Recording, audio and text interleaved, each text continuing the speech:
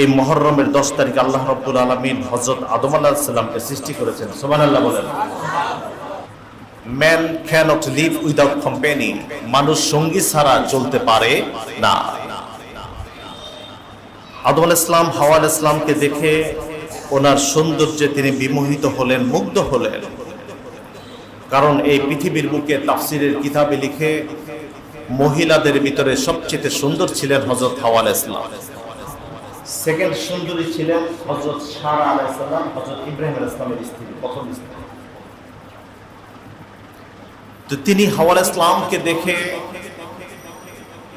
আদম আলাইহিস সালাম মুগ্ধ হলেন, তার কাছে যেতে চাইলেন, তাকে ছুঁতে চাইলেন। ফেরেশতারা আটকে দিয়ে বললেন যে না, তাকে যদি ধরতে চাও তাকে বিয়ে করা লাগবে। আদম আলাইহিস সালাম বললেন তাহলে আমাকে তার সাথে বিয়ে করিয়ে দেন।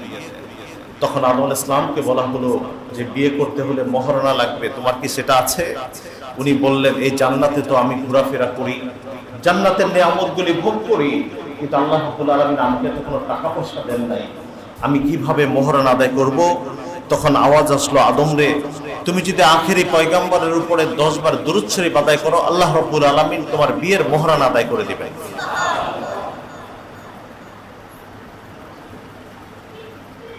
বিয়ে হয়ে গেল। আল্লাহ রাব্বুল আলামিন রাসূল পাক সাল্লাল্লাহু আলাইহি সাল্লামকে সূরাতুল বাকারা 35 নম্বর আয়াতের মাধ্যমে আদম এবং হাওয়ার জান্নাতে ঘোরাফেরা এবং জান্নাত থেকে বের হওয়ার ঘটনা তিনি জানিয়ে দিলেন।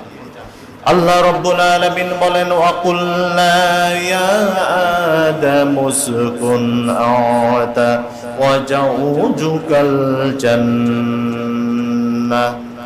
আল্লাহ বলেন, আমি বললাম আদম এবং তোমার স্ত্রী হাওয়া তোমরা জান্নাতে বসবাস করো।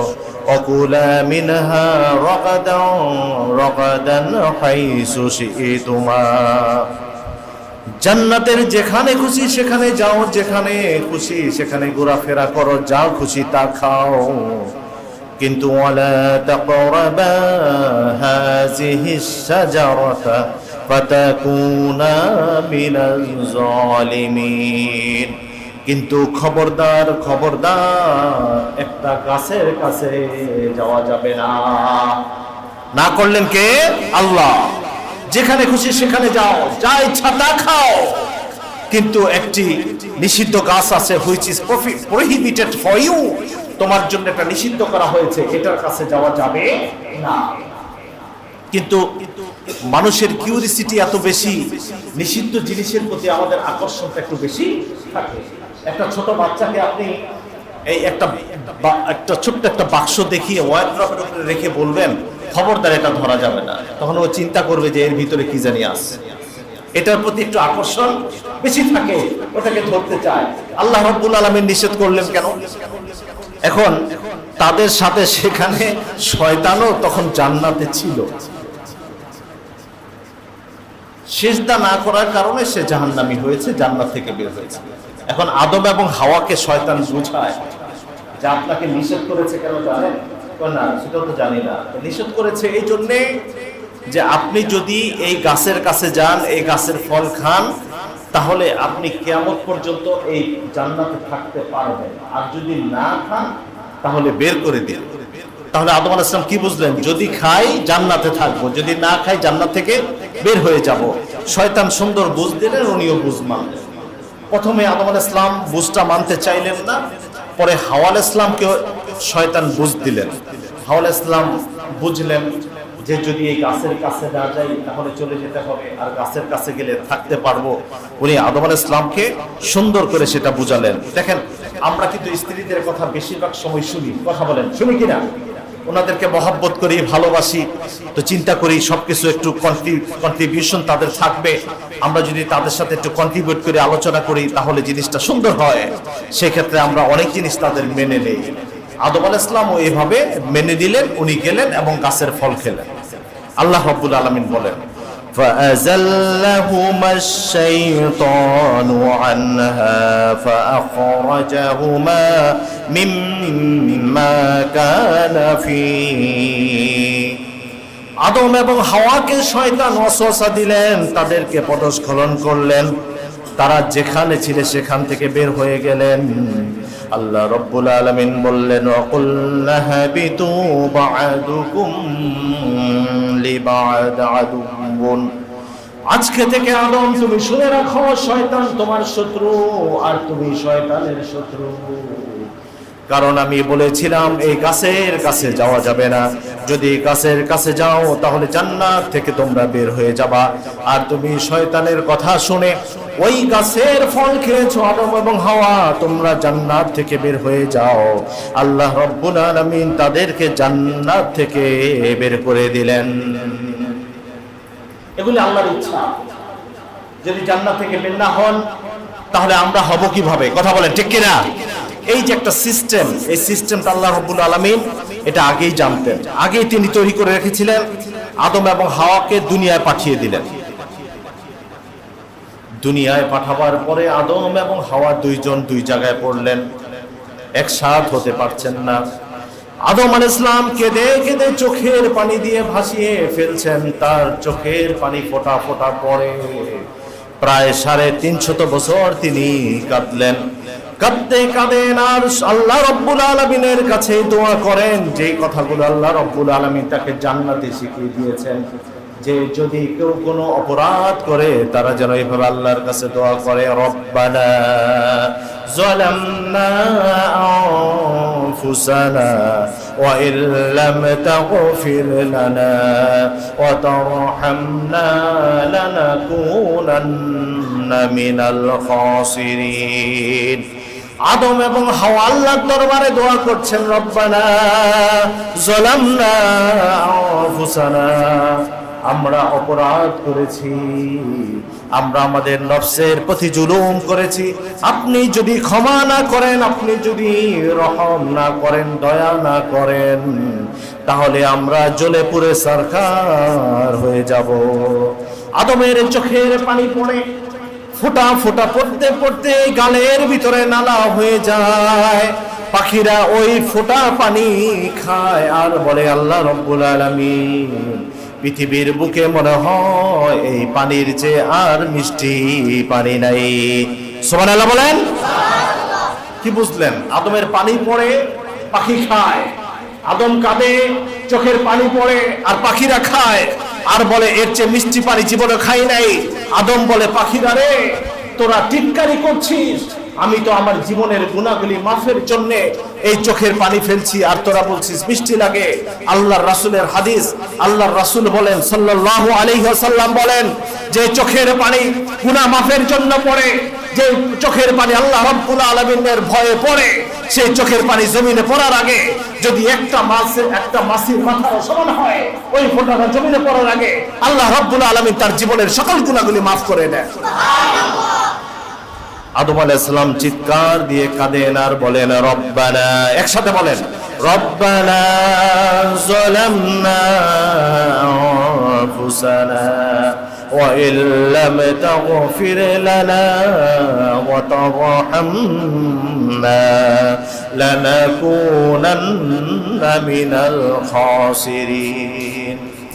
নামাজের পরে হাত উঠাবেন আর এই দোয়া করতে থাকবেন, রব্বানা, হায় আমাদের প্রভু, যালামনা আনফুসানা, নিজের নফসের প্রতি জুলুম করেছি, অত্যাচার করেছি, ওয়া ইল্লাম তাগফির লানা, যদি আপনি ক্ষমা না করেন, রহম না করেন, ওয়া তারহামনা লানাকুনান্না মিনাল খাসিরিন, জ্বলে পুড়ে সরখার হয়ে যাব।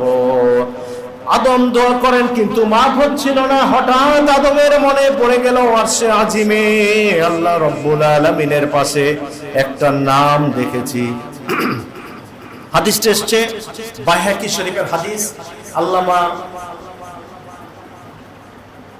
মুস্তাফা হামিদি রহমতুল্লাহ আলাইহি, যিনি সারসিনা আলিয়া মাদ্রাসার ভাইস প্রিন্সিপাল ছিলেন, আমাদের ওস্তাদ, উনি একটি কিতাব লিখেছেন, কিতাবের নাম হলো ফাতোয়ায়ে দারুস সুন্নাহ। এই কিতাবের দ্বিতীয় খণ্ডে এই হাদিসটা উনি এনেছেন, বাইহাকি শরীফের হাদিস। এই হাদিসটা হযরত ওমর ইবনুল খাত্তাব রাদিয়াল্লাহু তাআলা আনহু উনি বর্ণনা করেন। উনি বলেন, ক্বালা রাসূলুল্লাহ সাল্লাল্লাহু আলাইহি ওয়াসাল্লাম, আল্লাহর রাসূল ইরশাদ করেছেন, লাম্মা ইখতারাফা আদম বিল খাতিয়া, যখন আদম তার ভুলের ওই ত্রুটির জন্য বারবার আল্লাহর দরবারে মাপ চাচ্ছিলেন, যখন তিনি মাপ পাচ্ছিলেন না, হঠাৎ আদম আল্লাহ রাব্বুল আলামিনকে ডাক দিয়া বললেন, ইয়া রাব ইন্নী আসআলুকা বিহাক্কি মুহাম্মাদিন সাল্লাল্লাহু আলাইহি ওয়াসাল্লাম তাগফির আলী। হে আল্লাহ রাব্বুল আলামিন, একটি নাম ওই আরশে আজিমে দেখেছি, ওই নামটা হলো মুহাম্মদ। জোরে সুবহানাল্লাহ। ওই নামটা কি? মুহাম্মদ। হযরত আদম বলেন, বিহাক্কি মুহাম্মাদিন সাল্লাল্লাহু আলাইহি ওয়াসাল্লাম তাগফির আলী। আল্লাহ রাব্বুল আলামিন, ওই নামের উসিলায় তুমি আমাকে maaf করে দাও। আল্লাহ রাব্বুল আলামিন বললেন, ইয়া আদম কাইফা আরাফতা মুহাম্মাদান ওয়া লাম আখলুকহু। হায় আদম, কিভাবে তুমি মুহাম্মদকে চিনলে? আমি তো এখনো তাকে পৃথিবীতে পাঠাই নাই। আল্লাহর রাসূল বলেন, আউয়ালুহুম ফিল খালকি, আমি নবীদের ভিতরে সৃষ্টির দিক থেকে প্রথম। সুবহানাল্লাহ বলেন। ও আখিরুহুম ফিল বাস, কিন্তু পৃথিবীতে এসেছি আমি সব নবীর পরে। কিন্তু মনে রাখতে হবে, ওই জান্নাতের প্রথম চাবি খোলার জন্য আমার নবীকে দান করা হবে। খুশি হন নাই? আরেকটু জোরে বলেন সুবহানাল্লাহ।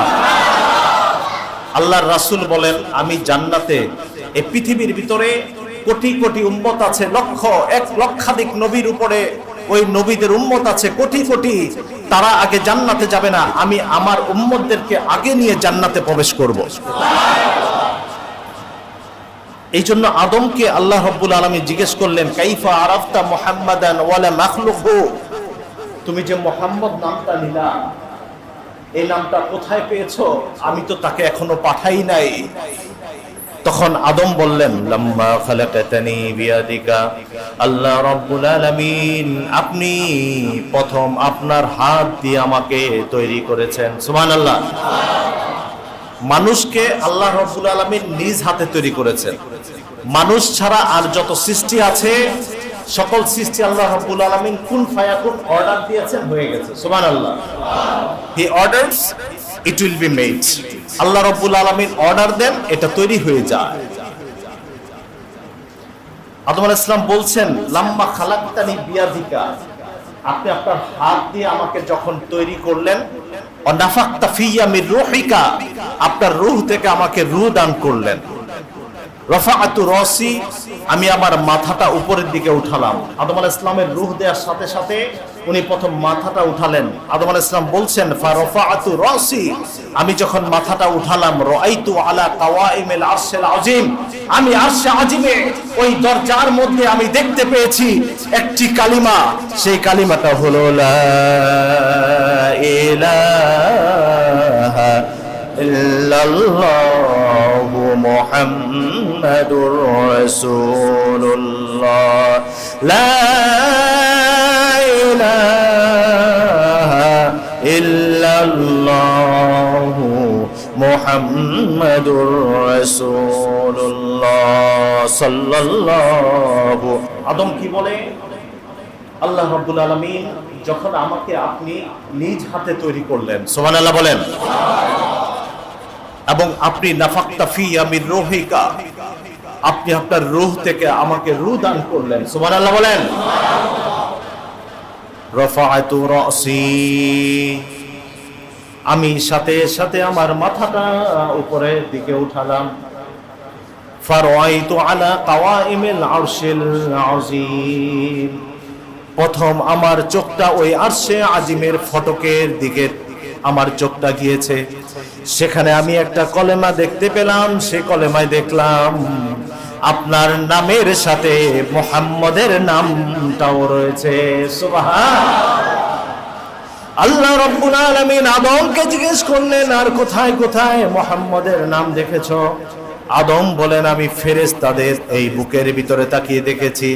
আল্লাহ রাব্বুল আলামিন, এক সাইডে যদি তোমার নাম আল্লাহ থাকে, আরেক সাইডে আমি মুহাম্মদের নাম দেখতে পেয়েছি। আমি হুরদের চোখের ভিতরে তাকিয়ে দেখেছি, ডান চোখে যদি আল্লাহ তোমার নাম থাকে, বাম সাইডে আমি মুহাম্মদের নাম দেখতে পেয়েছি। সুবহানাল্লাহ।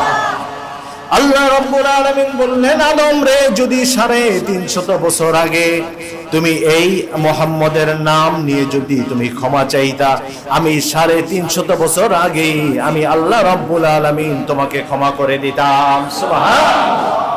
ওই দিনটা ছিল মুহররমের 10 তারিখ, যেদিন আদম আলাইহিস সালামকে আল্লাহ ক্ষমা করে দিলেন। বলেন আল্লাহু আকবার।